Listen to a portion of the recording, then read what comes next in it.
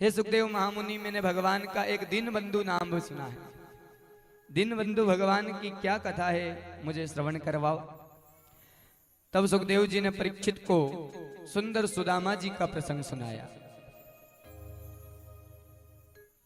कहते हैं कि एक दिन सुदामा जी के घर जब सुदामा जी नहीं थे तो वहां उनकी जो धर्म पत्नी सुशीला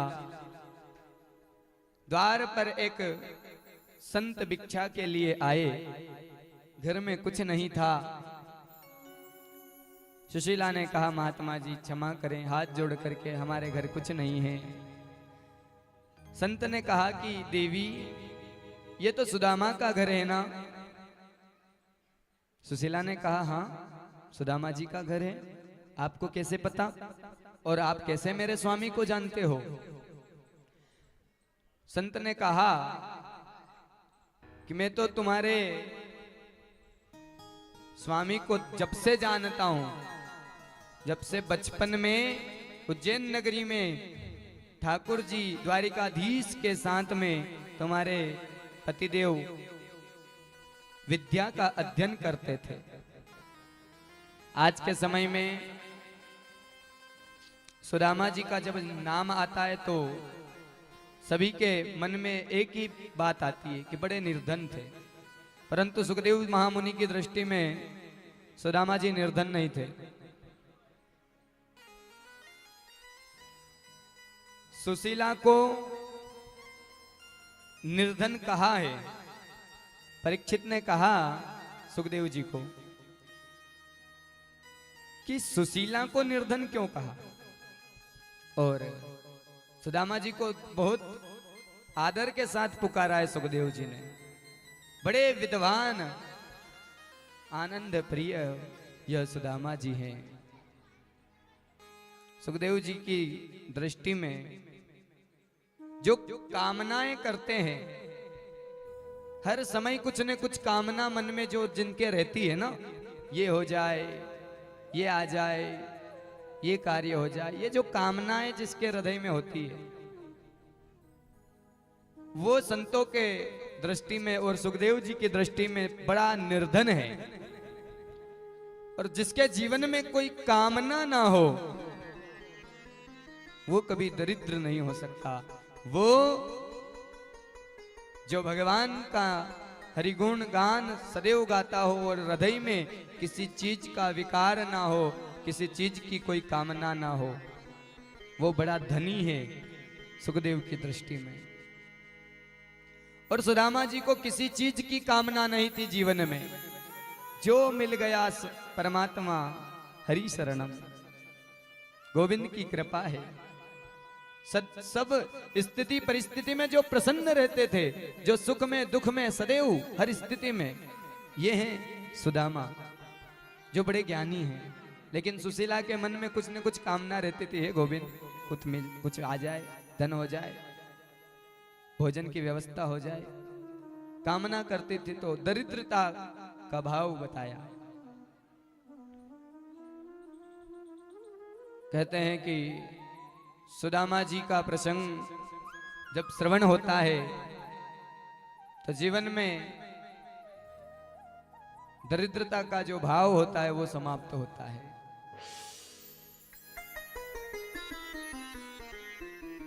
उस समय की बात जब सांदीपनी आश्रम में द्वारिकाधीश और सुदामा जी विद्या का अध्ययन कर रहे थे। गुरु मां ने कहा, बेटा लकड़ी लेकर आओ। द्वारिकाधीश सुदामा जी लकड़ी लेने गए। जाने लगे तो गुरु मां ने कहा कि कुछ चने रखे हैं, मैं लेके आ रही हूं, तुम कुल्हाड़ी लकड़ी को बांधने के लिए रस्सी इत्यादि लेके आओ। इतने समय में दुर्वासा ऋषि आश्रम पर आ गए और संत ने भिक्षाम देहि कहा। गुरु मां ने कहा, महात्मा जी आज तो आश्रम पर कुछ नहीं है, क्षमा करो। दुर्वासा ऋषि आगे बढ़े और फिर रुके। रुक करके ध्यान लगाया कि इतना बड़ा आश्रम और कुछ नहीं, ऐसा कैसे हो गया। ध्यान लगाया आंख बंद करके तो वो चने की पोटरी दिखी। इधर कहते हैं कि दुर्वासा ऋषि ने जल लिया हाथ में, सुदामा जी पीछे खड़े थे। दुर्वासा ऋषि ने कहा, गुरु मां ने मुझे पुत्र नहीं माना, इसलिए मुझे चने नहीं दिए। मैं श्राप देता हूं, जो भी ये चने खाएगा वो दरिद्र हो जाएगा। ये श्राप सुदामा ने सुन लिया था और वही चने गुरु मां ने दिए। तो सुदामा जी को पता था ये श्रापित चने हैं और ये द्वारिकाधीश अगर खा लेगा तो दरिद्र हो जाएगा, इसमें श्राप लगा है। इसलिए सुदामा जी ने वो चने को स्वयं खा लिया, फेंका भी नहीं, क्योंकि अगर फेंक देते तो श्रापित चने को अगर कोई जीव जंतु खा लेते तो वो भी हमेशा के लिए दरिद्र हो जाते थे। लेकिन संत होते हैं जो कभी दूसरों को कष्ट नहीं देते, हमेशा सभी का जो भला चाहने वाले, जीव जंतु का भी भला चाहा सुदामा जी ने, कोई दरिद्र न, स्वयं ने वो श्राप को ग्रहण कर लिया। ये सुदामा जी का चरित्र। सुशीला को पता चला संत के द्वारा कि सुदामा जी के मित्र द्वारिकाधीश हैं। सुदामा जी जब घर आए, सुशीला ने कहा, स्वामी एक बात बताओ, क्या सचमुच आपके मित्र द्वारिकाधीश हैं? अखिल जगत के अखिलेश्वर परमपिता श्री द्वारिकाधीश जिनके मित्र हैं, वो आज सुशीला को पता चला। यहां से दीनता देखिए सुदामा जी की। आज के समय में विवाह होता है तो कन्या को अधिकतर तो उनके मित्र, पतिदेव के मित्र विवाह में आ जाते हैं, और जो नहीं भी आते तो 1 से 2 महीने में सबको पता चलता कौन कौन से मित्र हैं। आज इतना समय हो गया, परंतु उस परमपिता परमात्मा द्वारिकाधीश जो मित्र हैं उनका भी परिचय सुशीला को सुदामा ने नहीं दिया। आज के समय में किसी व्यक्ति को अगर कोई बड़ा अधिकारी कोई मित्र हो तो 10 बार कहेंगे, अरे वो तो हमारे मित्र हैं, कोई काम हो तो बता देना, करवा देंगे। कहीं विधायक मुख्यमंत्री जी के साथ कहीं फोटो हो जाए तो फिर तो क्या कहना, अरे ये देखो बढ़िया हमारी बनी हुई है मुख्यमंत्री जी से, बिना कोई पूछे ही बताते रहेंगे आगे। लेकिन धन्य हो सुदामा जी, अखिल जगत के पिता द्वारिकाधीश जिनके मित्र हो, उनकी धर्म पत्नी को भी सुदामा जी ने कुछ नहीं कहा। जब सुशीला ने कहा कि सचमुच आपके मित्र हैं द्वारिकाधीश, तब सुदामा ने कहा, हाँ देवी, परंतु तुम्हें कैसे पता चला? बोले एक संत घर आए थे, उन्होंने कहा। सुशीला ने कहा, हे प्राणनाथ, मेरी इच्छा है एक बार तुम द्वारिकाधीश से मिलने जाओ।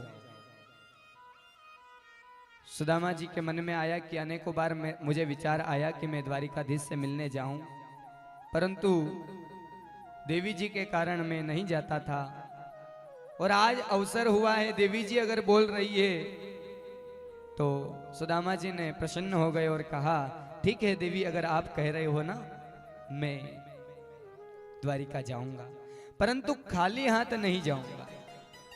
सुशीला ने कहा, यह चिंता तुम मत करो, ये मुझ पे छोड़ो। सुशीला जी 4 जगह गई, टूटे फूटे 4 जगह घर से 4 घर से चावल लाई।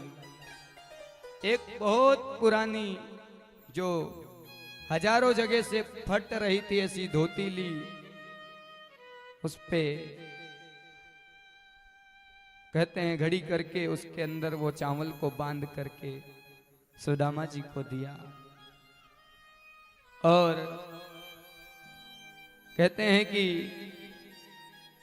सुशीला ने कहा है कि जब आपके मित्र द्वारिकाधीश से मिलो ना, तो एक संदेश मेरा भी दे देना। सुदामा जी ने कहा हाँ बताओ क्या कहना है, मैं बता दूंगा। सुशीला कहती है, एक मास द्वे पाक में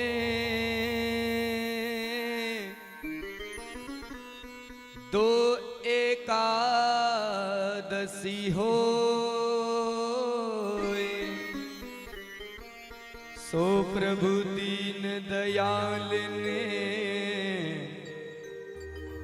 नित प्रतिदिन हो। हे गोविंद, आपके भक्त महीने में 2 एकादशी करते हैं। आपकी ऐसी कृपा है गोविंद कि हमारे घर नित्य एकादशी होती है। जिस दिन कुछ खाने को नहीं होता है तो कहते हैं आज एकादशी मना लेते हैं, आज एकादशी है। सुदामा जी ने कहा ठीक है मैं बोल दूंगा। चले ना सिर पर पगड़ी है, ना पाँव में चरण पादुका है। नंगे पाँव सुदामा जी चावल की पोटली लेकर के चले हैं। कहते हैं कि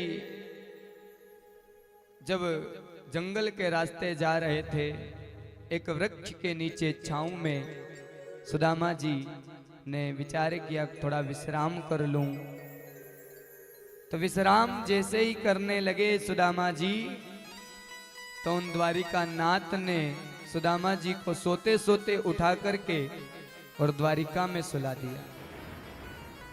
सुदामा जी की जैसे ही निद्रा खुली, देखा कि बड़े भव्य भवन बने हैं, सुंदर नगर है।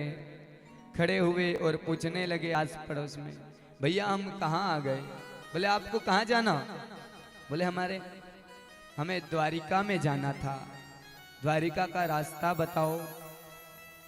द्वारिका वासियों ने कहा बाबा आप द्वारिका में ही हो, आपको किनके घर जाना? तब सुदामा जी ने कहा कि मुझे कन्हैया के घर जाना। नगर के लोगों ने कहा कि ये कन्हैया कहाँ है, कन्हैया का घर कौन सा है? भैया कोई एड्रेस, गली नंबर इत्यादि सेंटर नंबर हो तो बताओ, कौन से मोहल्ले में आपके कन्हैया रहते हैं?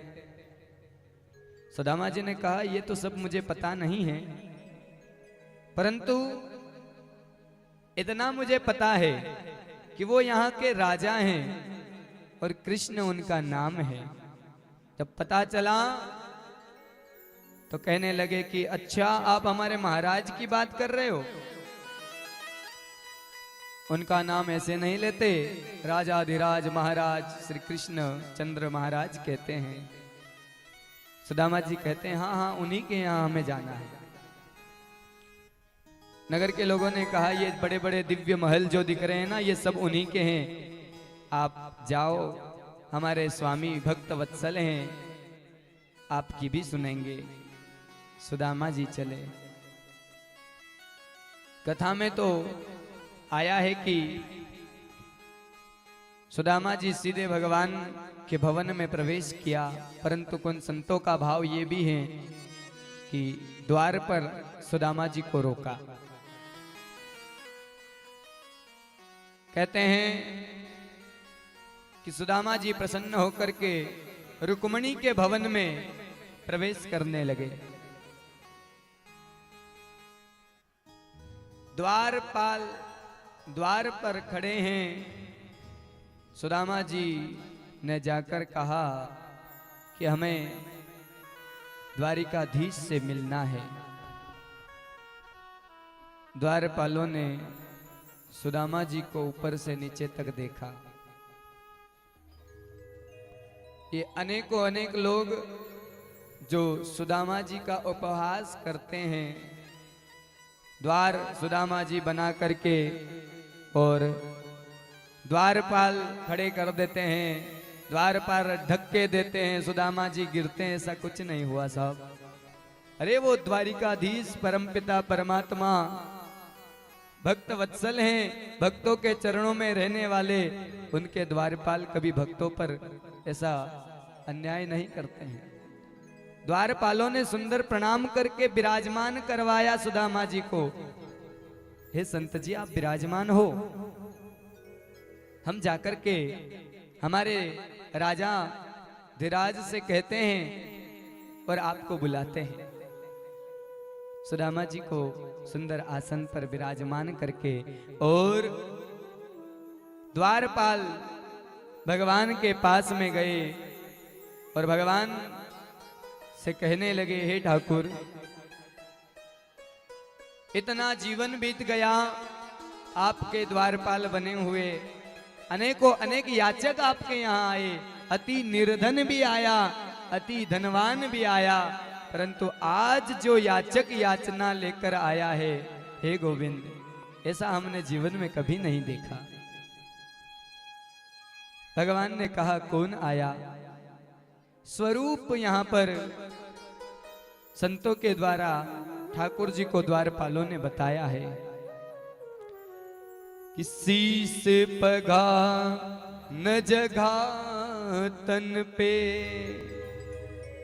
ओ प्रभु जाने को आने बसा किमी ग्रामा, धोती फटी सी लटी दुपत्ती और पाय उपाय किमी मय श्यामा, द्वार खड़ो निज दुर्बल देखे, द्वार खड़ो निज दुर्बल दिखे, रचो चक सो नहीं जे हो श्यामा, पूछत दीन दयाल को धाम, पूछत दीन दयाल को धाम, बतावत आपन नाम सुदामा, बतावत आपनो नाम सुदामा। हे ठाकुर, फटी सी धोती है, पगड़ी नहीं चरणों में, और आपका धाम पूछ रहा है, नाम सुदामा बताया है। गोविंद के कानों में जैसे ही सुदामा नाम पड़ा तो सिंहासन पर से कूद गए और दौड़ने लगे हैं। द्वारिकाधीश दौड़े दौड़े द्वार पर आए और अनेकों अनेक विचार सुदामा कर रहे हैं। पता नहीं मेरे गोविंद मुझे जानेंगे नहीं, पहचानेंगे कि नहीं, ये द्वारपाल कहेंगे कि नहीं, और इतना बड़ा ऐश्वर्य है, पता नहीं कहाँ मेरा गोविंद होगा। अनेकों अनेक विकल्प संकल्प सुदामा के मन में चल रहे थे। द्वारिकाधीश तो दौड़े हुए आए, सभी सभासद खड़े हो गए, मंत्री इत्यादि सब कहने लगे, अरे एक से एक अतिथि आए हैं, गोविंद ने हमें बोला कि लेकर आओ आदर सहित। स्वयं गोविंद ऐसे दौड़कर कभी नहीं गए, ये परमात्मा दौड़कर गए हैं ना, तो कुछ विशेष से भी विशेष कोई अतिथि आया होगा। सब खड़े हुए तैयारियां करने लगे। गोविंद का दुपट्टा गिर गया और बिना चरणों पादुका से भगवान द्वारिकाधीश दौड़े हुए द्वार पर गए। जैसे ही भगवान ने सुदामा को देखा, जाकर अंक में भर लिया और हृदय से लगा करके सुदामा जी और द्वारिकाधीश कहते हैं दोनों के नेत्र सजल हो गए, दोनों की नेत्र से आंसू बहने लगे। सुदामा जी को अंक में भर के सुंदर सिंहासन पर विराजमान किया है और चरणों में ठाकुर जी बैठे हैं। कहते हैं कि ऐसे बेहाल विवाह इन सो, पग कंठन चार लगे कर जोर, आय महादुख पायो सखा, तुम आए को किते हुई है देरी। हे सखा इतना समय क्यों लगा दिया तुमने आने में? भगवान चरणों में बैठे हैं। देख सुदामा की दीन दशा, करुणा करके करुणा निधि रोए। भगवान सुदामा जी की दीन दशा देख करके रोने लगे। ठाकुर जी बैठे हैं चरणों में। रुक्मणी को कहा जल लेकर आओ, चरण धोने हैं। और चरणों को भगवान ने अपने हस्त कमल पर लिया और जैसे ही चरणों को सहलाने लगे तो चरणों में अनगिनत कांटे लगे हुए सुदामा जी के। और जैसे ही भगवान उन कांटों को निकालने लगे तो उसके साथ में ही रक्त भी निकलने लगा। और ऐसा रक्त रंजित चरण सुदामा जी के देख करके परमपिता परमात्मा के दोनों आंखों से गंगा जमुना बहने लगी। पानी परात को हाथ छुओ नाही, नैनन के जल सो पग धोए। मेरे गोविंद ने अपने चरणों के, कहते हैं अपने नैनों से ही सुदामा जी के चरण धोए और अपने अंग वस्त्र से चरणों को पोंछ करके और सुदामा जी को अपने निज सिंहासन पर विराजमान किया। सुदामा जी को सुंदर स्नान करवाया, सुंदर वस्त्र पहनाए ठाकुर जी ने और निज कक्ष में विराजमान करके और भोजन करवाया अपने हाथों से। भगवान सुदामा जी को अपने निज सिंहासन पर विश्राम के लिए बिठाया और स्वयं सुदामा जी के चरण पकड़ के चरण दबाने लगे। रुक्मणी मैया जो लक्ष्मी का स्वरूप है देखने लगी कि हमारे प्राणनाथ इन अवधूत के चरण दबा रहे हैं, तो भगवती लक्ष्मी ने पंखा लेकर के सिर के यहाँ खड़ी होकर सुदामा जी को हवा कर रही है। सुखदेव ने कहा परीक्षित कर लो दर्शन, कौन निर्धन है। स्वयं भगवती लक्ष्मी जिनको हवा कर रही है और लक्ष्मी पति जिनके चरण दबा रहे हैं, ये कभी निर्धन हो ही नहीं सकते। परीक्षित, इनके बड़ा भाग्यशाली और कौन होगा जो भगवती लक्ष्मी हवा कर रही है, लक्ष्मीपति चरण दबा रहे हैं। सुंदर सुदामा जी के चरण दबा करके और भगवान वार्तालाप कर रहे हैं सुदामा जी से। भैया सुदामा बताओ तुम्हारा विवाह हुआ है कि नहीं?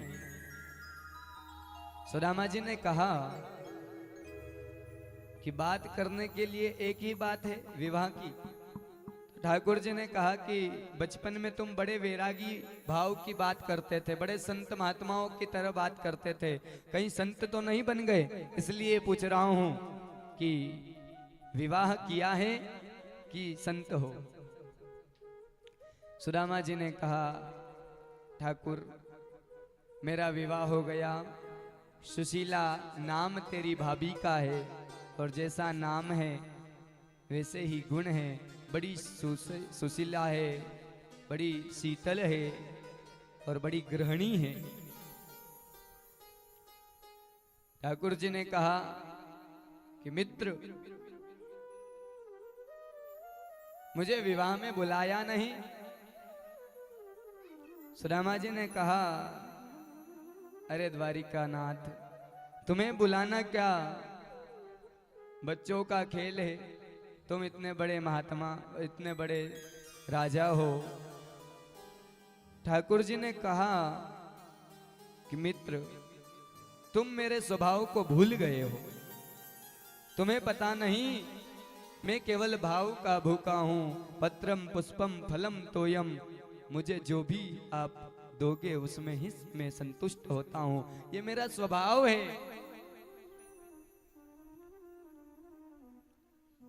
सुदामा जी ने कहा ठाकुर जी से, अच्छा आपका विवाह हुआ है? द्वारिकाधीश ने कहा हमारे ही घर में हो, सब बात बता दूंगा। आप मुझे ये बताओ कि बचपन की बात याद है आपको? बोले हाँ कन्हैया, बचपन में हम सब बहुत लगन से गुरुकुल में विद्या का अध्ययन करते थे, साथ में खेलते थे, साथ में रहते थे, साथ में खाते थे, साथ में काम करते थे, सब बात याद है। तो द्वारिकाधीश ने कहा तो ये भी बात पता होगा कि एक दिन अपन लकड़ी लेने गए थे तो तुम्हारे दांत बड़े कटकटा रहे थे। सुदामा जी ने कहा ये तो सब पोल पट्टी खोलने वाला। सुदामा जी ने कहा हाँ छोड़, अब बचपन की बात क्या करें, बात घुमा दी। और द्वारिकाधीश ने कहा सुदामा जी से कि सुदामा बताओ कि आप जब आए घर से तो मेरी भाभी ने मेरे लिए क्या पहुंचाया, कुछ दिया है कि नहीं? तो सुदामा जी ने इतना ऐश्वर्य देखा ना, तो वो चावल की पोटरी अपने कांख में छुपाने लगे। सुदामा जी ने कहा द्वारिकाधीश आपको देने के लिए हमारे पास कुछ नहीं, मैं तो खाली हाथ आया हूं। ठाकुर जी ने सुदामा जी से कहा कि आप आए हो, जब से मैंने देखा आपने हाथ ऐसे चिपका के क्यों रख रखा? सुदामा जी ने कहा बड़ी दूर से आया हूं ना चलकर, थोड़े हाथ पांव दर्द हो रहे हैं। द्वारिकाधीश ने कहा अच्छा चलकर आए हो तो हाथ कैसे दर्द हो रहे? और चलो हाथ दर्द हो रहे तो मैं फालतू में चरण दबा रहा, लाओ हाथ दो में। सुदामा जी ने कहा आप नाथ रहने दो, आपके हाथ जोड़ूं, मेरे हाथ पांव सब बढ़िया हैं, कुछ दबाने की जरूरत नहीं है। अरे नहीं नहीं, हाथ दर्द का आज तो मैं हाथ दर्द आपका दूर कर ही दूंगा। द्वारिकाधीश ने हाथ पकड़ के जैसे ही खींचा तो वो पोटरी गिर गई चावल की। उठाया द्वारिकाधीश ने, जैसे ही पोटरी को खोलकर देखा, 4 जगह के टूटे फूटे चावल दिखे। ठाकुर जी ने मुट्ठी में भर के चावल को खाया और कहा सुदामा जी से कि ये कितना सुंदर प्रसाद मेरे लिए लेकर आए और मेरे से छिपा रहे हो। बताओ मेरी भाभी ने कुछ कहा है? सुदामा जी को याद आ गया कि सुशीला ने जो बात कही वो अब मैं ठाकुर जी से कह देता हूं। तो कहा कि तेरी भाभी ने एक संदेश पहुंचाया है कि 1 मास 2 पात में 2 एकादशी होई, सो प्रभु दीन दयाल ने नित्य प्रतिदिन होए। ये बात, ये संदेश जब द्वारिकाधीश ने सुना कि हे गोविंद नित्य एकादशी हमारे घर हो रही है, भगवान ने अक्षत कह करके मन ही मन संदेश भेज दिया हो और द्वारिकाधीश ने कहा हो कि होनी थी सो हो गई, फिर ना ऐसी हो। ओ भाभी तेरे भवन में ओ नित्य द्वादशी हो। हे भाभी अब तेरे घर एकादशी नहीं होगी, नित्य द्वादशी होगी। आदेश दिया कुबेर को, सुंदर सुदामा के यहाँ मेरा एक लोक का ऐश्वर्य प्रदान करो। मन ही मन आदेश दिया कुबेर ने जाकर के स्वर्ग की संपदा सुदामा के यहाँ प्रदान कर सुंदर भवन बना दिया। द्वारिका नाथ ने जैसे ही दूसरी मुट्ठी चावल की उठाई तो रुक्मणी मैया ने हाथ पकड़ा, मानो कि रुक्मणी मैया कह रही है कि क्या सब कुछ सुदामा जी को देकर के स्वयं सुदामा बनने का विचार किया है? भगवान कहते हैं, देवी ये तो कुछ नहीं है मेरे सखा के लिए। मेरा सखा तो केवल मेरा भाव का भूखा है, धन ऐश्वर्य को तो कभी देखा ही नहीं। मानो रुक्मणी कह रही हो, हे ठाकुर जी ये भक्त वत्सल भगवान का प्रसाद आप अकेला ना खाएं, हम सबको ये मिलना चाहिए।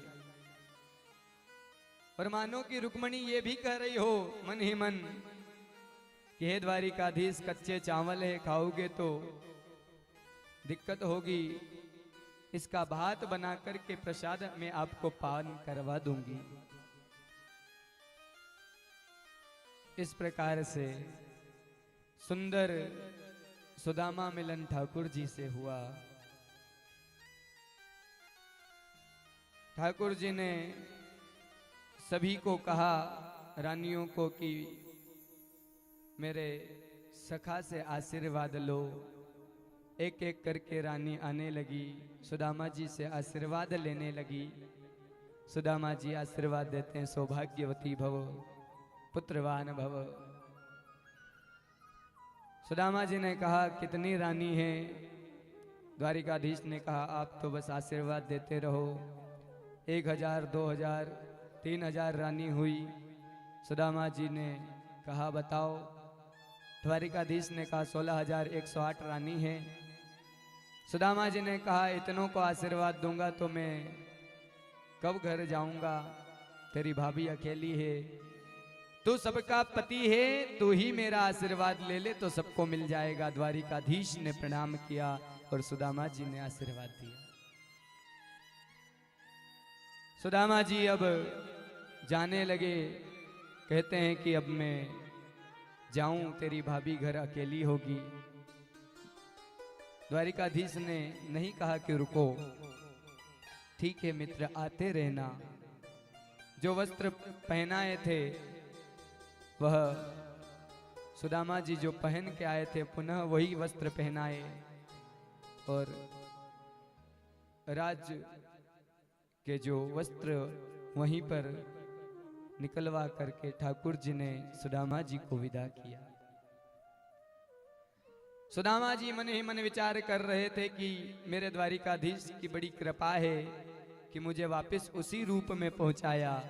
अगर मुझे ये राज्य के वस्त्र स्वर्ण आभूषण धारण करके मैं जाता तो कहीं मेरे मन में अभिमान हो जाता कि ये द्वारिकाधीश मेरा मित्र है, इतना स्वर्ण संपदा मेरे घर है, मेरे पास है, और इतनी संपदा में पाकर के कहीं मेरी बुद्धि नहीं बिगड़ जाती, कहीं मैं पागल नहीं हो जाता। इसलिए मेरे द्वारिकाधीश ने मेरे पर कृपा करके पुनः पहले जैसे स्वरूप में पहुंचाया। ये भाव लेकर के सुदामा जा रहे हैं। सुदामा जी जब अपने नगर के वहां पहुंचे तो पहुंच करके देखा कि जहां सुदामा जी का झोपड़ी बनी थी वहां बड़ा विशाल महल बना है और उस महल को देख करके सुदामा मन ही मन विचार कर रहे हैं कि हे राम, मैं तो द्वारिका गया और यहाँ पता नहीं कौन राजा आया और आकर के मेरी झोपड़ी को हटा करके ये बड़ा विशाल जो महल बना दिया। और मेरी धर्म पत्नी को पता नहीं कहाँ पहुंचाया। सुदामा मंदिर देख डरे, मंदिर देख डरे, सुदामा मंदिर देख डरे, मंदिर देख डरे, सुदामा मंदिर देख डरे, हो मंदिर देख डरे, सुदामा मंदिर देख डरे, मंदिर देख डरे, सुदामा मंदिर देख डरे, उठ उठ द्वारिकाधीश भगवान की जय हो। प्रेम से कहेंगे जय श्री कृष्णा। सुदामा जी ने जैसे ही देखा कि बहुत बड़ा विशाल महल, और महल की खिड़की में से सुशीला ने जब सुदामा को देखा ना, तो दास दासियों को आदेश दिया कि हमारे स्वामी आए, आपके राजा महाराज सुदामा आए हैं। तो सब दास दासियां स्वागत के लिए सुदामा जी की जय, सुदामा जी की जयकार करके सुंदर 16 श्रृंगार आज सुशीला ने किया। श्रृंगार करके आरती की थाली लेकर के जब चली है दास दासियों के साथ में, तो सुदामा जी ने जैसे ही सुदामा जी की जय सुना तो मन में विचार किया, पता नहीं कोई सुदामा नाम का राजा होगा, उसने आकर के ये सुंदर महल बना लिया और अब कहाँ जा रहा होगा। जय जयकार हो रही है, घबरा रहे हैं। इधर से सुशीला दास दासियों के साथ में जैसे ही आई तो एक बार तो कहते हैं सुदामा जी ने भी सुशीला को नहीं पहचाना। सुशीला ने आरती उतारी, दास दासियों ने फूलों की बरसात करी। सुदामा जी ने कहा, हे देवी आप कौन? सुशीला ने कहा, ऐसे मित्र से मिलवे गयो कि हमें ही भूल गए। अरे मैं सुशीला। बोले तू सुशीला, तेरी दो दो चुटीला, ये कैसे ऐश्वर्य, ये सब स्वरूप कैसे? तो श्री द्वारिकाधीश की महिमा सुशीला कहती है कि भगवान द्वारिकाधीश की ये कृपा हुई है, जिसकी कृपा से आज हमारे यहाँ ऐश्वर्य हुआ और यहाँ भगवान का दीन बंधु भगवान का नाम पड़ा। बोल दीन बंधु भगवान की जय हो।